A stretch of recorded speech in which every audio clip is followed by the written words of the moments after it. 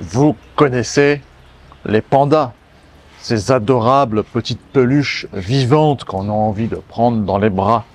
Un panda, c'est mignon, c'est gentil. C'est un peu comme Reporters sans frontières. C'est gentil, c'est mignon.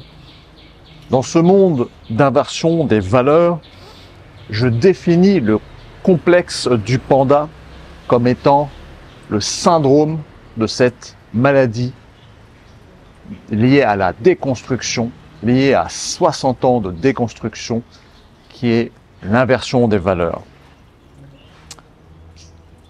Dénoncer C8 à l'ARCOM, c'est mignon, c'est panda. La question c'est to be panda or not to be panda. Qui est ou qui n'est pas un panda? C8, c'est méchant, c'est pas panda. Un panda, c'est mignon, c'est gentil. Camarades, il faut nous réveiller et sortir de ce cauchemar. L'ouverture des Jeux Olympiques, que vous avez sans doute pu admirer, nous a coûté 120 millions d'euros, dont 2 millions pour Céline Dion, alors qu'on aurait pu mettre un disque de Mireille Mathieu. Tout ça pour voir des travelots bodybuildés, dansant, la scène du Christ en valeur inversée et des spectacles avec une sorte d'homme bleu représentant le paganisme, pour certains peut-être le satanisme. Regardez ces images. Nous sommes dans le monde des inversions des valeurs, dans l'inversion des valeurs. Un panda, c'est un ours avec des canines et des griffes acérées. Un panda ne mange pas que du bambou, il est aussi carnivore par moment. Un panda est extrêmement dangereux. On nous manipule. À tout de suite après le générique pour parler du complexe du panda. Histoire, philosophie et politique, car tout est politique dans la vie. Histosophienne, histosophien, bienvenue.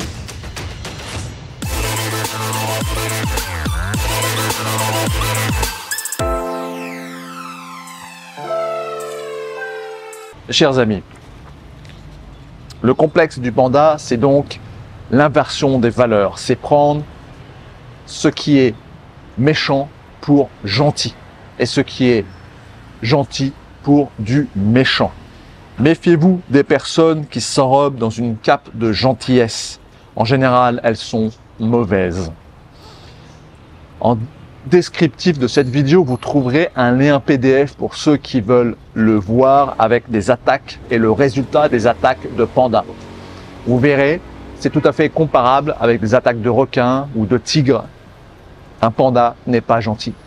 Il est peut-être inutile, idiot, mais il n'est pas gentil. C'est d'abord, avant tout, un animal. Et un animal sauvage. Un panda n'est pas un animal de compagnie. Les chiens, nous les avons génétiquement manipulés depuis des milliers d'années pour en faire nos compagnons. Et encore, il y a des accidents. Mais un panda, c'est mignon. Un panda, c'est gentil. Dans la conclusion, nous allons faire un petit jeu, un quiz qui sera très drôle. Donc, allez jusqu'à la conclusion et n'hésitez pas à vous abonner et à aimer et partager cette vidéo. Merci. Je rentre dans la partie histoire. Soyons de vrais pandas. Alors, qu'est-ce qui est panda de chez Panda? Eh bien, c'est les intelligences artificielles. ChatGPT est un super panda.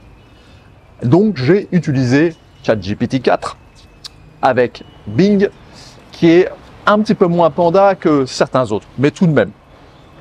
Alors, avant de voir à quoi je me suis amusé, je vais rapidement vous rappeler ce que c'est qu'un grand modèle de langage. Les intelligences artificielles, comme ChatGPT, avec qui on peut parler, discuter, mais considérer ChatGPT comme un enfant de 7 ans qui a le syndrome Asperger, d'accord? C'est-à-dire c'est un autiste complètement idiot, mais hyper capable dans certaines tâches, hyper bon.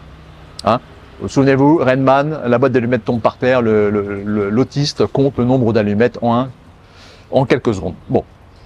Alors, je demande à ChatGPT ce que c'est qu'un grand modèle de langage. Après, vous inquiétez pas si vous ne comprenez pas tout, je vais vous expliquer un petit peu. Et voici sa réponse. Un grand modèle de langage, abrégé LLM, est un modèle d'apprentissage automatique possédant un grand nombre de paramètres, généralement de l'ordre d'1 milliard ou plus. Ce modèle sont des réseaux de neurones profonds entraînés sur de vastes quantités de textes non étiquetés. Ça, c'est important. En utilisant l'apprentissage auto-supervisé ou semi-supervisé. Contrairement aux modèles spécialisés, oui, non, hein, chien, pas chien, par exemple, hein, détection d'image, par exemple. Contrairement aux modèles spécialisés, pour des tâches spécifiques, les LLM sont entraînés à prédire une suite probable à une entrée donnée. Je vous pose une question, il me répond. Ce qui leur permet d'exceller dans un large éventail de tâches. Leur qualité de sortie, donc la réponse, dépend de la quantité des ressources, taille des paramètres, puissance de calcul de données et de la qualité des données d'entraînement. En somme, les LLM ou les 2LM capturent une grande partie de la syntaxe et de la sémantique du langage humain et possèdent une connaissance générale considérable sur le monde. Ça, c'est Internet, le Big Data. Et alors là, vous avez remarqué que cette intelligence artificielle m'a dit que l'entraînement se fait sur des vastes quantités de textes non étiquetés. Ce qui est faux. Moi, je le sais parce que je m'y connais un peu, voilà. Donc, vous voyez, ça déjà, on peut pas faire confiance de manière brute à une intelligence artificielle. Elle a des biais de paresse, elle a des biais de simplification, d'erreurs, etc. Et je vais vous dire pourquoi. Alors donc là, je lui dis, mais pourquoi dis-tu que ces modèles sont des réseaux de neurones profonds entraînés sur des vastes quantités de textes non étiquetés? Et là, elle répond, je m'excuse de la confusion, vous avez raison, et je vous remercie de me corriger. Les modèles de langage de grande taille sont en fait des réseaux de neurones profonds entraînés sur des vastes quantités de textes étiquetés. Ils utilisent l'apprentissage auto-supervisé ou semi-supervisé pour apprendre à prédire la suite probable d'une entrée donnée. En somme, ces modèles sont capables d'exceller dans diverses tâches grâce à leur connaissance générale du langage humain et du monde. Mais encore, merci pour votre vigilance. Alors, très rapidement, je vais vous dire ce qui s'est passé ici. C'est qu'en fait, un LLM, un grand modèle de langage, c'est des questions-réponses, d'accord? Un enfant de 5 ans peut-il changer de texte? Oui, car c'est la liberté d'opinion, du blablabla, d'accord? Donc, questions-réponses. Et c'est des milliards de questions-réponses. Hein. J'ai fait une vidéo sur le sujet, je vous la mettrai en lien. Et donc, moi, je peux entraîner un modèle chez moi à devenir raciste. C'est très facile. Et ce modèle sera raciste. Je peux entraîner un modèle à faire du révisionnisme historique. Voilà, tout est possible. Donc, en réalité, ces questions-réponses, c'est ce qu'on appelle des étiquettes, c'est-à-dire, en fait, c'est des bons points. Et après, le modèle, on va lui dire, ah ben non, là, tu t'es trompé à 60%, là, tu t'es trompé à 80%, là, tu t'es trompé à 10%.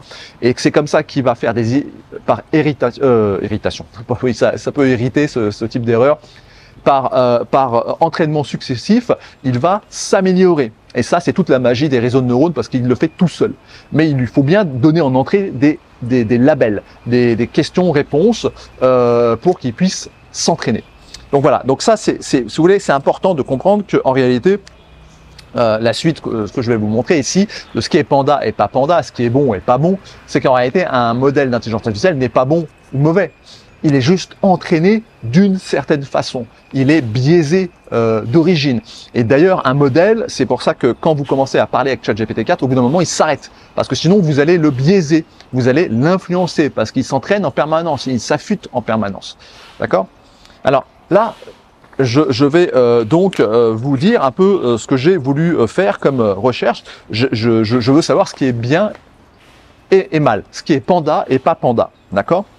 Et par définition, la gauche, bah c'est panda, c'est gentil la gauche, on se préoccupe de son prochain. Et la droite, c'est pas panda, c'est méchant, c'est égoïste, c'est gagner de l'argent, etc. Bon. Alors, la gauche c'est panda, la droite c'est pas panda. Alors, je demande à ChatGPT, c'est quoi la gauche et la droite? Donc là, il va me répondre d'une manière tout à fait correcte, parce que c'est plus technique qu'autre chose.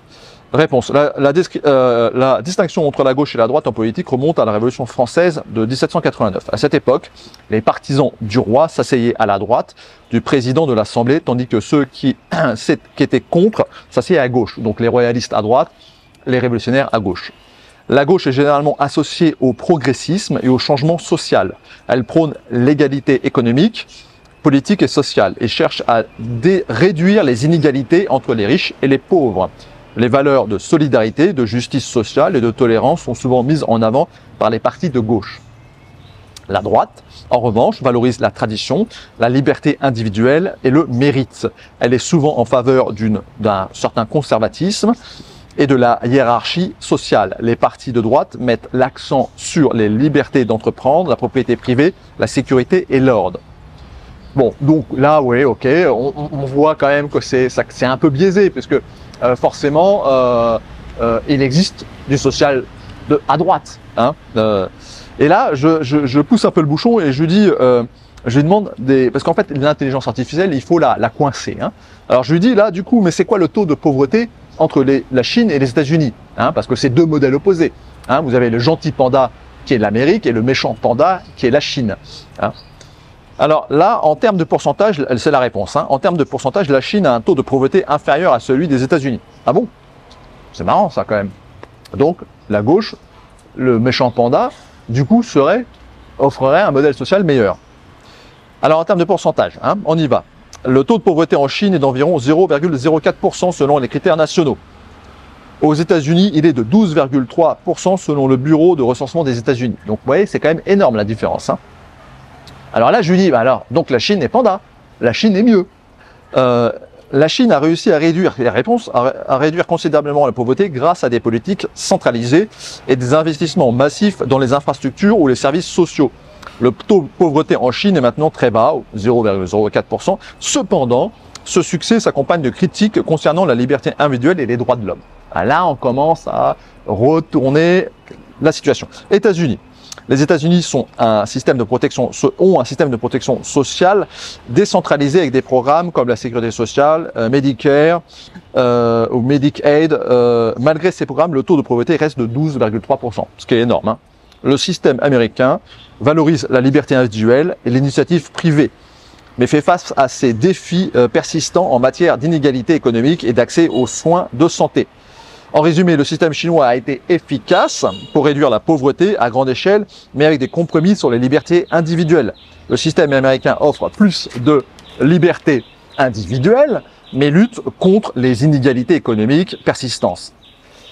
Alors voilà, là on commence à rentrer un peu dans le dur. Et alors moi je fais un petit résumé ici quand même de la situation en Chine.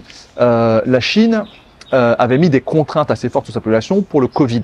Mais quand la population en a eu marre, à un moment donné, la Chine a tout arrêté du jour au lendemain. C'est pas le cas en Europe ni aux États-Unis. Alors quel est le système le plus démocratique en réalité? Et maintenant, j'enchaîne sur le taux de criminalité entre la Chine et les États-Unis. Alors, en comparant les taux de criminalité entre la Chine et les États-Unis, on observe des différences significatives. Chine, le taux de criminalité est relativement bas. Par exemple, l'indice de criminalité en Chine est de 24,36. Les crimes violents et les délits sont moins fréquents et la sécurité est généralement aperçue comme élevée, surtout dans les grandes villes. États-Unis, le taux de criminalité est plus élevé. L'indice de criminalité aux États-Unis est de 49,21. Les crimes violents, y compris les homicides, les vols et les agressions, sont plus courantes. Les différences peuvent être attribuées à divers facteurs, y compris les politiques de sécurité, le système judiciaire et les contextes socio-économiques des pays. Alors là, on se rend compte d'un fait terrible, c'est que les États-Unis est un pays extrêmement violent. Mais quand je dis extrêmement violent, il est très violent. Même la police est violente. La police fait des homicides régulièrement. En Chine, beaucoup moins. Mais alors, beaucoup moins. Alors, réduction de la pauvreté en Chine, pour résumer, la Chine a réussi à sortir des millions de personnes, 500 millions, de la pauvreté grâce à des politiques centralisées et à des investissements massifs. Sécurité, le taux de criminalité est relativement bas et la sécurité est généralement perçue comme élevée. Liberté individuelle. Cependant, il y a des critiques concernant la restriction sur les libertés individuelles et les droits de l'homme. Oui et non, parce que je vous invite à aller voir la chaîne Sino-Chine. Regardez, vous verrez, c'est un Français qui vit en Chine, qui fait des vidéos. J'ai pas l'impression qu'il est malheureux. Bon, États-Unis. Liberté individuelle, les États-Unis offrent un haut niveau de liberté individuelle et de droits civiques. Ah bon? Et le masque, c'était de la liberté, le vaccin, c'était de la liberté. Au Canada, qui est à peu près similaire, il me semble que je me rappelle que les camionneurs ont saisi leur compte en banque. Bon, liberté, bon, ok, à deux niveaux, à deux vitesses peut-être. Inégalité économique, le pays fait face à des défis persistants en matière de pauvreté et d'inégalité économique. Il y a aussi des inégalités économiques en Chine, hein, il faut le reconnaître bien sûr. Criminalité, les taux de criminalité est le plus élevé qu'en Chine. En résumé, le système chinois a été efficace pour réduire la pauvreté et maintenir la sécurité, mais avec des compromis sur les libertés individuelles. Ah bon? Bon, ok. Si le ChatGPT le dit, hein, c'est un super panda, hein, donc il se trompe pas, bien évidemment. Comme tout à l'heure, il s'est pas trompé, hein, sur les étiquettes, vous en souvenez. Alors, le système américain valorise les libertés individuelles, mais lutte contre des inégalités économiques et un taux de criminalité plus élevé. Alors là, je dis, mais en fait, quelle est la meilleure vie? Aux États-Unis ou en Chine? Et quel est le super panda? La meilleure vie dépend donc des priorités et des valeurs de chaque individu. Bon, ce qui n'est pas faux. La question pour élire le meilleur panda est quel est le système le plus juste en réalité. Parce que ce que nous voulons en réalité, nous humains, c'est pas tant la liberté individuelle ou pas, c'est la justice. Quand il y a de la justice, les humains sont heureux. Et là, je rentre dans la philosophie. Alors comme on l'a vu, en réalité, la Chine n'est pas moins panda que les États-Unis et peut-être plus panda dans l'absolu parce que j'ai l'impression qu'en Asie d'une manière générale, au Cambodge par exemple où je vis, qui est la même famille au pouvoir depuis, je pense qu'ils ont le record du monde aujourd'hui, 35 ans, 40 ans, les gens sont heureux. Il y a, je pense, plus de justice ici dans ce petit royaume qu'en France aujourd'hui. Ça, c'est un point important. La question est de savoir si les gens de gauche sont plus gentils et complets. Et là, ça, c'est la réponse de ChatGPT. La question de savoir si les gens de gauche sont plus gentils est complexe et dépend de nombreux facteurs. Des études montrent que les personnes de gauche tendent à être plus altruistes et généreuses, notamment, écoutez bien, notamment à l'échelle internationale. Cependant, cela ne signifie pas nécessairement qu'elles sont plus gentilles dans tous les aspects de la vie. Par exemple, une étude a révélé que les personnes de gauche, surtout celles vivant en milieu urbain et un haut niveau d'éducation, ce que les Chinois appellent les Baizhua, allez voir ma vidéo sur le sujet, hein, ce que nous on appelle d'une manière trompeuse les woke, hein, mais c'est plutôt les bobos issus de la déconstruction. Donc, par exemple, une étude révèle que les personnes de gauche, et surtout celles vivant en milieu urbain et ayant un haut niveau d'éducation, peuvent être moins tolérantes envers les opinions divergentes. Intéressant. D'un autre côté, les personnes de droite peuvent être plus généreuses envers leur propre communauté et leur pays. Ce qui fait, pour moi, totalement sens. Hein. Enfin bon. En fin de compte, la gentillesse est une qualité individuelle qui peut se manifester de différentes manières, indépendamment de l'orientation politique. Merci. Donc là, vous voyez, à force de travailler, coincé, avec des questions un peu pièges, on arrive à un résultat. Oui, c'est pas la gauche qui détient le monopole du panda. La gauche n'est pas plus panda que la droite. Et peut-être même le contraire, parce que là, vous voyez, ce qu'a dit ChatGPT est très intéressant, c'est que les bobos éduqués de gauche ont tendance à être moins gentils avec leurs proches et plus gentils pour des causes internationales. Là, en gros, ils donnent pas d'argent au SDF en bas de chez lui, mais ils donnent de l'argent pour la WF ou je ne sais quelle cause. Tandis que la personne dite de droite, donc moins panda, va plus aider le SDF, excusez-moi pour le bruit, le SDF en bas de chez lui. Intéressant, intéressant. Parce que peut-être que la véritable bonté, le véritable panda serait à droite, comme on vient de l'apprendre en quelque sorte par ChatGPT. C'est une simplification qui ne capture pas toute la complexité des études politiques. C'est ChatGPT qui répond. Voici un résumé plus nuancé. Les personnes de gauche tendent à valoriser l'égalité et la justice sociale. Elles peuvent être perçues comme moins tolérantes envers les opinions qu'elles considèrent comme injustes ou discriminatoires. Elles sont souvent plus ouvertes à aider les étrangers et à promouvoir des politiques inclusives. C'est un très bon résumé, je trouve. Hein. Franchement, c'est quand même assez juste. Les personnes de droite mettent souvent l'accent sur la tradition, la liberté individuelle et les responsabilités personnelles. Elles peuvent être perçues comme plus tolérantes envers une diversité d'opinions. Elles sont plus tolérantes, vous voyez, c'est incroyable. Mais elles privilégient souvent l'aide à leur propre communauté et à leurs proches. Au SDF, en bas de chez vous. Et là, je dis, donc la Chine est de droite alors, parce que la Chine a une politique nationaliste. Elle a d'abord aidé les Chinois à sortir de la pauvreté. Hein. Donc je dis, donc la Chine est de droite. Et là, la réponse. La qualification de la Chine comme étant de droite ou de gauche selon les critères occidentaux est complexe, ce qui n'est pas faux. Voici quelques points à considérer. Chine, aide aux citoyens. La Chine a mis l'accent des politiques efficaces pour réduire la pauvreté et améliorer la sécurité de ses citoyens. Traditionnalisme. Le gouvernement chinois valorise la stabilité sociale et les traditions culturelles, ce qui peut être perçu comme une caractéristique de droite. Contrôle centralisé. Le Parti communiste chinois exerce un contrôle centralisé sur l'économie et la société, ce qui est typiquement associé à une politique de gauche. En gros, ça c'est la définition du fascisme. Allez voir ma vidéo sur le sujet. Très intéressant.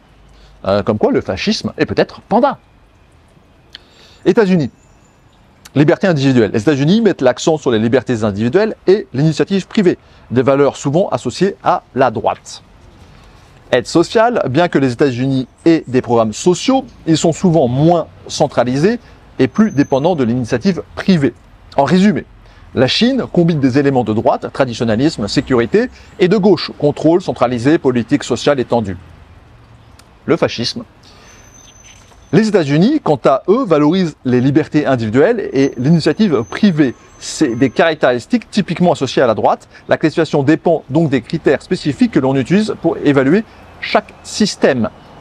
Alors là, je refais une petite parenthèse par rapport à ma vidéo que j'ai faite dernièrement sur le fascisme. En fait, la liberté, lorsqu'on prône la liberté individuelle d'une manière hyper importante, primordiale, on se rapproche d'un système mafieux.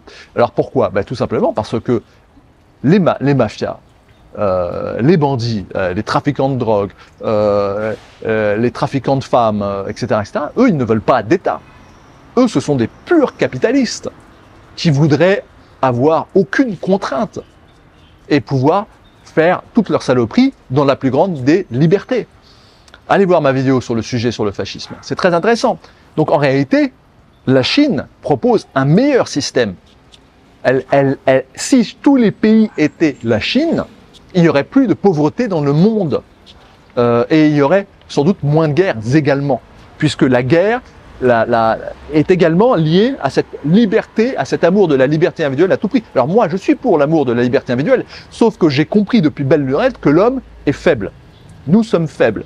Et moi, le premier, je peux tomber dans du capitalisme de collusion, hein, dans les arrangements, dans les magouilles, dans la corruption. C'est pour ça que nous avons besoin d'un gouvernement fort, régalien et autoritaire pour nous recadrer. Alors là, je dis, en fin de compte, les idées gauche-droite ne servent à rien. On en a la preuve. Vous avez raison. Réponse. Les étiquettes gauche et droite peuvent parfois être trop simplistes pour capturer la complexité des systèmes politiques et des politiques sociales. Chaque pays a ses propres contextes historiques, culturels et économiques qui influencent la politique. Le terme gauche et droite sont utilisés pour donner une idée générale des orientations politiques, mais ils ne peuvent pas toujours rendre compte des nuances et des spécificités de chaque système. Par exemple, la Chine combine des éléments contrôlés centralisés, souvent associés à la gauche, avec des valeurs traditionnelles et de sécurité, souvent associées à la droite. De même, les États-Unis valorisent les libertés individuelles associées à la droite, tout en ayant des programmes sociaux associés à la gauche. Bon, alors les programmes sociaux aux États-Unis, ils existent, parce qu'il y a le Medicare, etc., mais ça n'a rien à voir, par exemple, avec la France. C'est quand même très différent. Bon, j'entre dans la politique. Donc on l'a vu, n'est pas panda qui veut. J'aurais tendance à dire que la Chine est peut-être plus panda que les États-Unis. Il y a moins de pauvreté, moins de criminalité, moins de liberté individuelle. Je dirais pas ça parce qu'on a la liberté d'entreprendre, etc. Il y a moins de liberté de critique envers le gouvernement. Voilà, ça c'est exact. Par exemple, l'ouverture des JO françaises n'aurait pas pu exister en Chine. Impossible. On y reviendra après. Alors dans la politique, qu'est-ce qu'on va dire? On va dire que les gentils pandas en France ont gagné, C8 va disparaître de la TNT. Donc le bon panda, la bonne pensée, donc la gauche, on va dire pour faire simple, a gagné. C8 dénoncé par un super panda gentil, le directeur de Reporters sans frontières, Thibaut Brudin. Regardez-le comme il est beau et panda. Ce monsieur, c'est lui qui a dénoncé C8 comme étant pas assez inclusive. À la place, nous aurons une nouvelle chaîne avec un autre super panda, Raphaël Enthoven. Raphaël Enthoven, c'est le super panda par définition. Regardez-le comme il est mignon. Hein, c'est un vrai panda, on a envie de se le prendre dans les bras et de faire un câlin. Mais alors, cette nouvelle chaîne s'appelle Réel TV. Alors, c'est quoi cette chaîne? Elle appartient à un groupe tchèque. Ah oui, elle n'est pas française, non, elle est tchèque. Un groupe qui s'appelle CMI et qui lui-même, ce groupe, appartient à un milliardaire qui s'appelle Daniel, c'est pas un jeu de mots, Kretinsky. Et ce monsieur a racheté plein de journaux, de médias en France, en Angleterre, etc. C'est un monsieur très riche qui met tout son argent dans les médias. Et Réel TV, donc cette super chaîne Panda qui remplace C8, parce que C8 c'était presque une chaîne de droite. Hein. Il y avait trop de liberté individuelle sur le plateau de C8. Alors qu'on aime ou qu'on n'aime pas Cyril Hanouna, n'est pas la question. C'était la question de savoir est-ce qu'il a invité trop de méchants pandas? Certainement. Alors Réel TV, c'est une chaîne Panda mignonne et gentille. Elle va proposer des programmes super Panda. Elle va proposer des documentaires, des débats pour mieux comprendre et du divertissement populaire, mais de qualité. Alors Daniel Kretinsky, ce super panda, son groupe fait un chiffre d'affaires de environ 400 millions d'euros. Sa fortune personnelle de ce super panda est estimée à 9,3 milliards de dollars en 2024. Hein. Mais il ne fait pas que du média, ce monsieur. Il a d'abord fait sa fortune dans l'énergie. L'énergie, c'est très panda ça, l'énergie. Et il a une société qui s'appelle Eustream. Oui, il aime bien le panda européen, a priori. Hein. Eustream, c'est un gentil panda qui, malgré la guerre en Ukraine, continue à livrer du gaz et du gaz et du gaz. Bah oui, parce que les pipelines en Ukraine ne se sont pas arrêtés. Les pipelines, en tout cas de monsieur Daniel Kretinsky, ne se sont pas arrêtés. Il continue à livrer. Il livre la Slovaquie, l'Ukraine, l'Hongrie, l'Autriche, la République tchèque, la Pologne. Tout ça, c'est son gaz, ses pipelines qui traversent l'Ukraine. Mais par contre, un méchant panda s'est glissé dans cette histoire. C'est la société russe Lukoil. Elle a aussi des pipelines en Ukraine, mais de crude oil, de pétrole brut. Hein. Et là, ça a été arrêté. Là, les Ukrainiens ont détecté un méchant panda et ont arrêté le déversement du pétrole en République tchèque et en Hongrie. Et ça, vous en avez peut-être entendu parler parce que les Hongrois sont pas contents, pas du tout contents. Ils ont plus de pétrole. Parce que Orban est un méchant panda. Ben oui, ben voilà. On arrive dans la conclusion. Alors vous avez compris, n'est pas panda qui veut. En triturant un petit peu ChatGPT, on arrive à des choses intéressantes et on s'aperçoit que la Chine, ce méchant panda, est pourtant le pays du panda. Et oui, ce méchant panda est en réalité peut-être plus panda que les États-Unis. Étrange, étrange, étrange, étrange. Après les Jeux Olympiques de 1936, Jesse Owens déclara « Hitler ne m'a pas snobé, c'est Roosevelt qui m'a snobé, le président ne m'a même pas envoyé un télégramme de félicitations ».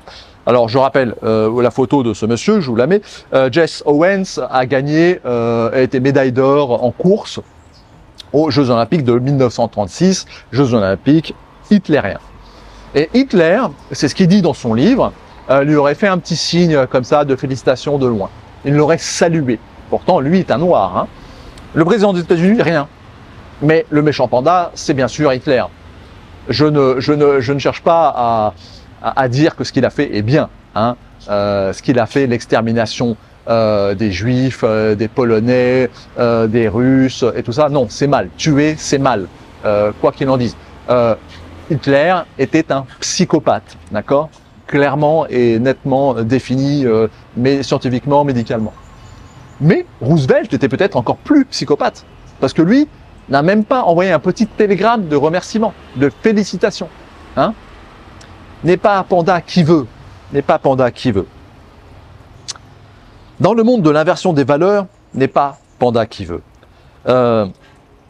Dans le monde d'aujourd'hui, comme je viens de dire que Hitler était plus panda que Roosevelt, il faut absolument que je m'excuse. Et pour m'excuser, je vais faire une prière. Oui, parce que dans le monde d'aujourd'hui, c'est plus Dieu qui pardonne. Dans l'inversion des valeurs, on se pardonne tout seul. C'est plus pratique. Alors, je vais faire une petite prière. Au nom du oh là là, du Jaja et du panda, je me pardonne. Que Amélie, Oudéa, Jaja nous viennent en aide. Regardez la vidéo juste pour le plaisir. Jaja, Jaja. J'aime bien Jaja, j'aime bien Doudou, j'aime bien SMS, j'aime bien hyper, voilà. Il y a du rythme, il y a de la vitalité. N'est pas panda qui veut. Alors maintenant, nous allons faire le quiz. Alors, le but est, je vous mets à chaque fois un couple de photos et vous allez devoir dire qui est le super panda, qui est le gentil panda et qui est le méchant panda. Attention, il y a des pièges. Alors, je commence avec Poutine et Xi Jinping. Alors, deux pandas ou deux non-pandas? To be panda or not to be panda? Question délicate. C'est quand même deux super méchants. Et pourtant, vous l'avez vu, même ChatGPT m'a expliqué qu'en réalité, la Chine, c'est pas si mal. J'aurais pu le faire aussi pour la Russie, hein, pareil. On aurait eu à peu près le même type de réponse, parce que ces deux pays, quelque part, se ressemblent. Alors, panda ou pas panda? Ben, bien sûr, deux gros pandas, on a envie de les prendre dans les bras, ils sont gentils. Alors, y a-t-il un peu moins de liberté individuelle dans ces pays? Peut-être. Peut-être qu'on n'aurait pas pu faire les JO. Hein? Regardez l'image, encore une fois, je veux l'armer pour le plaisir. Peut-être qu'on n'aurait pas pu faire les JO de Paris 2024 en Chine ou en Russie. C'est tout à fait possible. Le satanisme est interdit dans ces pays. L'inversion des valeurs est interdite dans ces pays. La glorification du travestissement, des travelots botoxés et chargés aux hormones de croissance est interdit. Parce que ces pays ont gardé certaines valeurs traditionnelles de la famille, du bon sens. Alors, panda ou pas panda, à vous de choisir. Biden, Trump, regardez. Ah, ben alors c'est qui le super panda? Biden ou Trump? Ouais, Trump, bien évidemment. Surtout depuis qu'il a échappé d'une oreille à la mort. Emmanuel Macron versus Nayib Bukele. Qui est le super panda? Attention, il y a un piège. Bien évidemment, pour moi, c'est Nayib Bukele. Bah oui, il sort son pays de la misère, il a stoppé les gangs, il offre maintenant un niveau de vie qui n'a jamais existé au Salvador. Bien sûr, Nayib Bukele, c'est un super panda, c'est le vrai, au vrai sens du terme. Hein. Là, on rigole plus, on n'est plus dans l'inversion des valeurs, bien évidemment. Le panda peluche, le panda adorable. Hein. Alors maintenant, je vous mets Jean-Luc Mélenchon versus James David Vance. J.D. Vance, c'est le numéro 2 sur la liste de Trump. Et J.D. Vance, c'est un gars qui vient, on va dire, d'un milieu social extrêmement pauvre. Hein, vous savez, les hillbillies, les rednecks américains, les Irlandais écossais, dans la pauvreté des petits blancs. Voilà, lui est issu de là, il a écrit un livre qui est intéressant, que j'ai lu, hein, je vous mets l'affiche. Alors, qui est le véritable panda, le véritable gentil? Jean-Luc Mélenchon, lui, a eu une enfance heureuse. Il a des parents fonctionnaires, je pense qu'il n'a jamais connu de trop de violence, ses parents n'étaient pas alcooliques, il n'a pas été placé en famille d'adoption comme J.D. Vance, lui, a été. Alors, qui est le panda? Pourtant, J.D. Vance est de droite, puisque les républicains sont de droite et les démocrates de gauche, donc Mélenchon est de gauche, mais une fois de plus, dans les inversions de valeurs, ben évidemment, c'est la gauche qui est panda, mais non. Dans la réalité, J.D. Vance est un panda. C'est un bon petit gars. Allez, pour le plaisir, Amélie Oudéa versus Rima Hassan. Hassan. Ah, piège. Qui est le super panda? Difficile à dire. Hein. Bon, bah Amélie Oudéa, vous la connaissez, hein, Jaja. Elle a l'air gentille, elle. Hein, elle a une bonne petite bouille, hein, elle a l'air gentille avec son petit sourire faux cul, etc. Alors je pense que moi je mettrais le panda chez Rima Hassan. Pourquoi? Parce que je pense qu'elle est sincère. Elle veut défendre son peuple. Elle a tout à fait le droit de le faire. Je pense que c'est une femme sincère, peut-être un petit peu extrémiste, mais voilà, la vie nous oriente parfois vers des extrêmes. Et en ce moment, nous allons vers des extrêmes, c'est certain. Allez, une autre difficile. Benjamin Netanyahou versus Massoud Pezeshkian. Pezeshkian, c'est le nouveau président de l'Iran. Peu le connaissent. Il a été élu, oui, parce que en Iran, ce pays absolument pas panda, ben, il y a des élections. Ah oui, il y a des élections. Truqué, vous dites truqué plus que les États-Unis? Je ne sais pas, je ne suis pas sûr. Plus que la France, allez voir ma vidéo avec Jean-Marc Allier.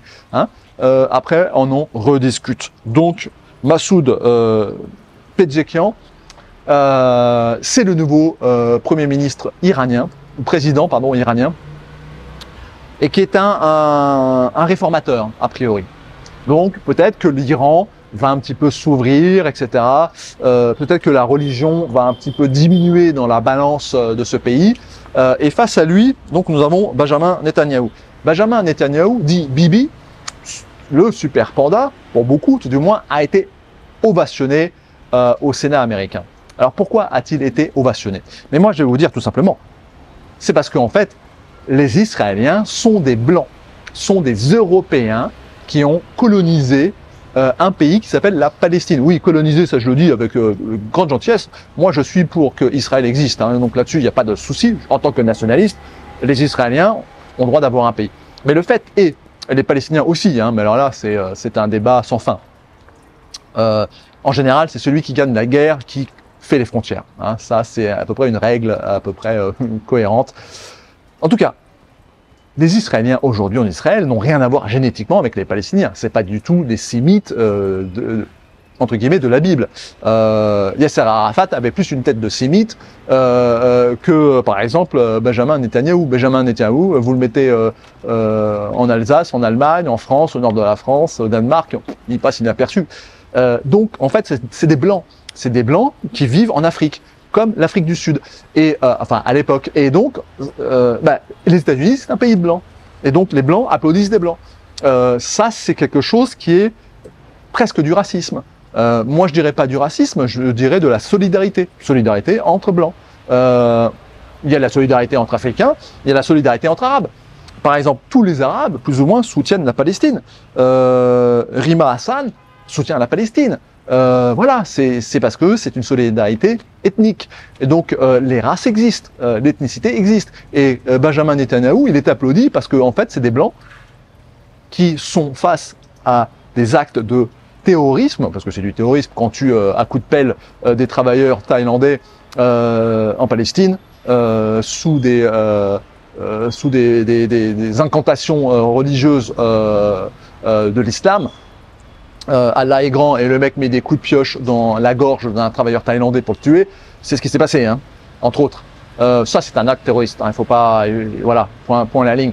Il y a une guerre en cours, les Palestiniens ont le droit de se défendre, les Palestiniens ont le droit d'avoir un chez-soi, un territoire, les Israéliens ont colonisé ce territoire qui n'était pas vraiment non plus palestinien, parce que c'était turc et ensuite sous mandature anglaise. Et je rappelle tout simplement qu'un pays peut être colonisé lorsqu'il ne sait pas se défendre. Si les Américains qui eux-mêmes ont colonisé l'Amérique ont pu le faire, c'est que les Indiens n'ont pas pu se défendre. Voilà, c'est aussi simple que ça. Donc en fait, c'est des colonisateurs qui félicitent d'autres colonisateurs. Voilà, point barre, c'est aussi simple que ça. Donc, qui est Super Panda entre Benjamin et Massoud? Ben, moi, je dirais plutôt Massoud, parce que Massoud, il est intéressant.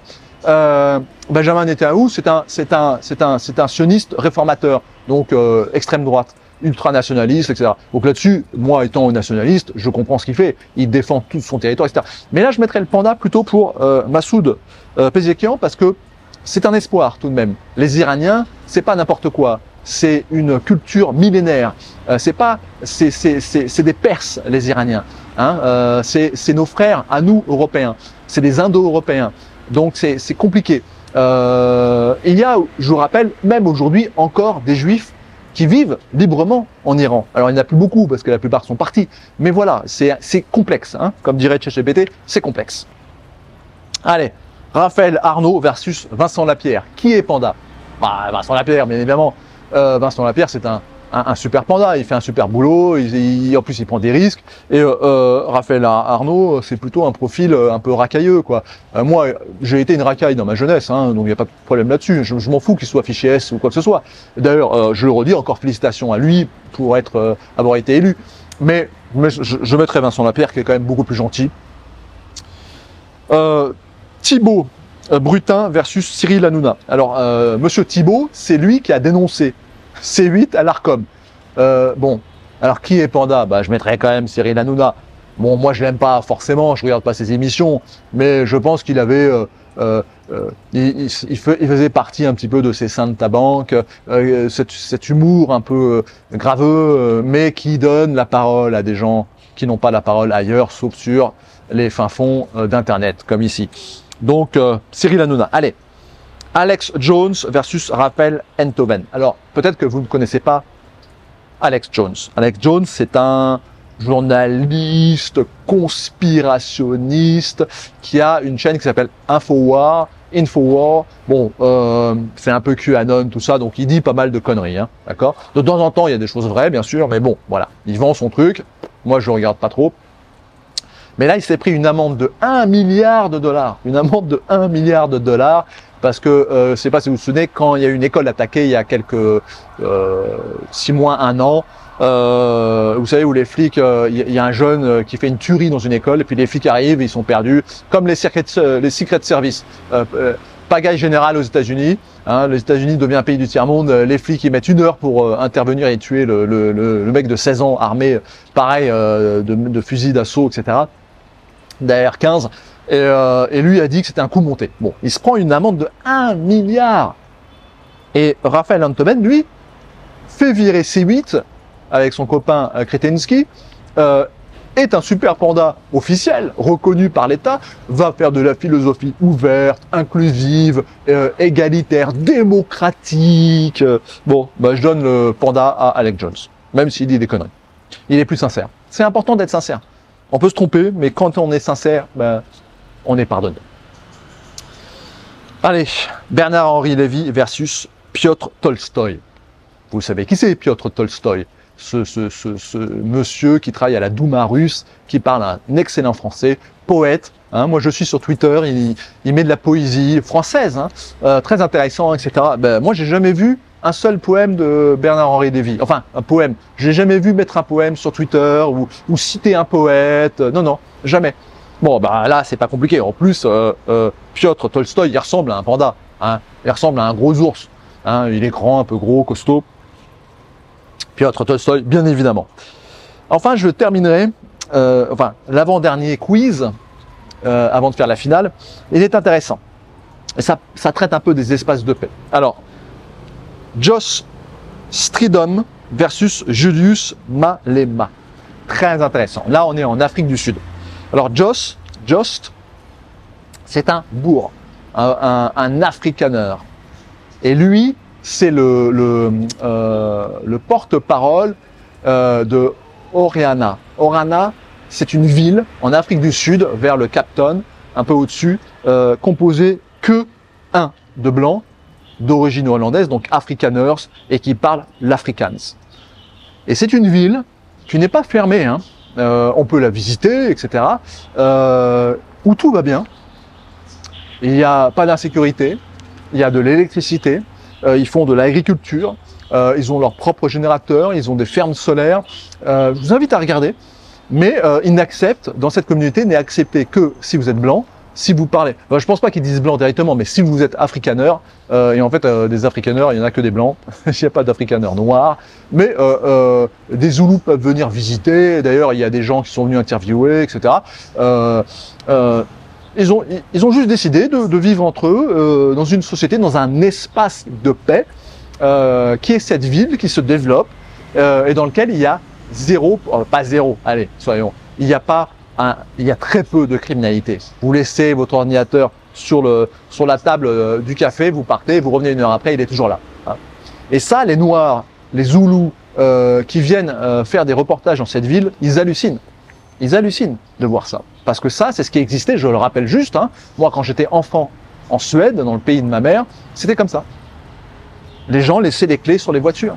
les maisons avaient les portes jamais verrouillées. On pouvait rentrer chez quelqu'un comme ça pour lui dire bonjour. Il y avait très peu d'insécurité. Il y a toujours des psychopathes, hein, il y a toujours des tueurs, des violeurs, hein, ça, de toute nationalité et de toute ethnie. Mais il n'y avait pas une criminalité organisée. Ça n'existait pas.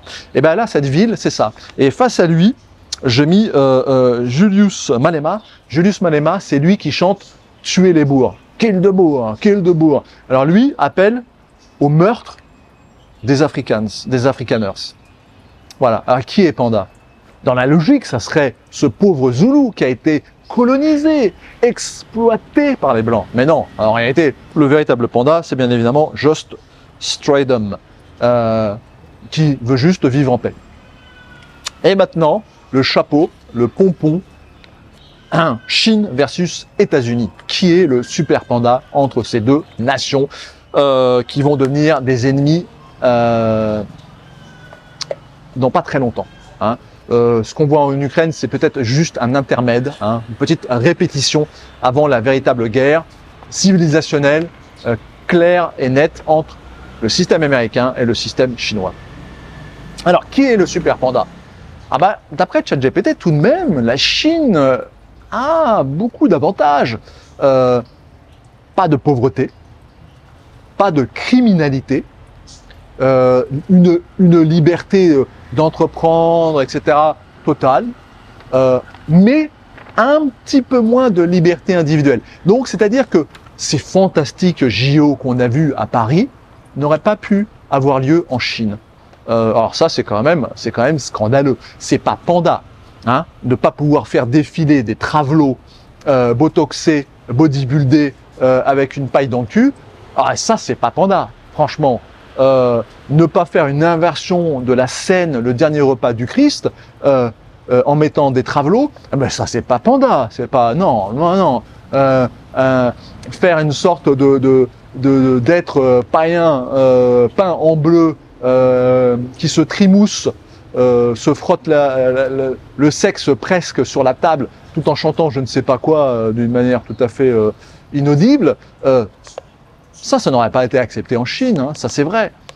Alors est-ce que ça fait de la Chine un méchant panda? Ah, c'est une question délicate, hein. La liberté quand même, la liberté de pouvoir faire n'importe quoi, c'est important. Bon, ben là je vous laisse vous à votre propre réflexion. Moi, mon choix il est fait. Le panda, c'est la Chine. Aujourd'hui, c'est la Chine. Si je dois choisir aller vivre entre les États-Unis et la Chine, je vais vivre en Chine sans aucun problème. Je n'ai même pas d'hésitation. Parce que je suis aujourd'hui prêt à plus sacrifier quelques petites libertés individuelles, c'est-à-dire de me travestir, de me peindre en bleu, de me mettre une plume dans le cul et d'aller me trémousser sur une table en public. Je dis bien en public, hein, parce qu'en privé, il y a plein de Chinois qui le font, certainement, hein. En privé, on fait ce qu'on veut. Tant que c'est caché, privé, je pense qu'il y a tout ce qu'il faut en Chine de ce côté-là. Ça, c'est cette inversion des valeurs, ce côté dingue qu'on est en train de vivre, ne peut exister que dans un système en pleine dégénérescence. Ça a existé à Rome, c'est une fin d'empire. Donc on voit la fin d'un empire occidental, clairement. Et les jeunes empires, la Chine, l'Iran, si elle se réveille et qu'elle devient un peu moins bornée religieusement, sont des pays qui vont se développer. Bon, prenons le cas de la Chine. La Russie, elle est entre les deux, hein. Mais bon, voilà, allez demander à Tolstoï ce qu'il pense du défilé des JO, vous aurez une réponse assez claire. Donc voilà, moi mon choix, il est fait. Je vous laisse faire le vôtre et je vous dis à bon entendeur, salut.